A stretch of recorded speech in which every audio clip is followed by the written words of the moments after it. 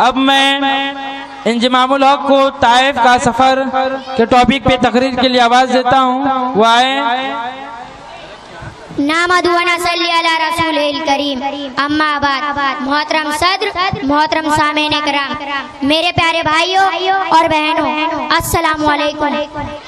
आज की इस मुबारक महफिल में मेरी तकरीर का उन्वान है ताइफ का सफर। जब मक्का वालों ने आपकी बात ना सुनी और अबू तालिब के बाद अन हजरत को और सताना शुरू किया तो आप तस्लीम ले गए कि शायद ये लोग अल्लाह का पैगाम कबूल कर ले। ताइफ एक शहर है जो मक्का से 40 मील के फासले पर पहाड़ की बुलंदी पर आबाद है। यहाँ अनार, अंगूर, मेवा वगैरह वगैरह भी पैदा होते हैं।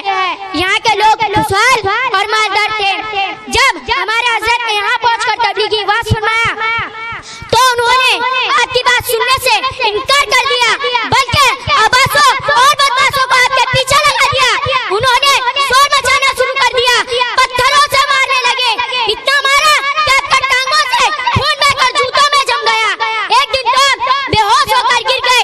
हजरत जज जो आपके साथ थे आपको उठाकर एक बाग में ले गए। वहाँ चेहरे पर पानी छिड़का तो होश आया। एक फरिश्ता उसी वक्त नाजिल हुआ और कहा, अगर आप फरमाएं तो ताइफ वालों को 2 पहाड़ियों के बीच में रखकर पीस दिया जाएगा। मगर हमारे हजरत ने कहा, नहीं, अगर ये मेरी बात नहीं समझते तो ना समझने दो, मगर मुझे उम्मीद है कि इनके औलाद मुसलमान होंगे। चुनांचा 8 बरस के बाद इस पहाड़ी वाले सब के सब मुसलमान हो गए।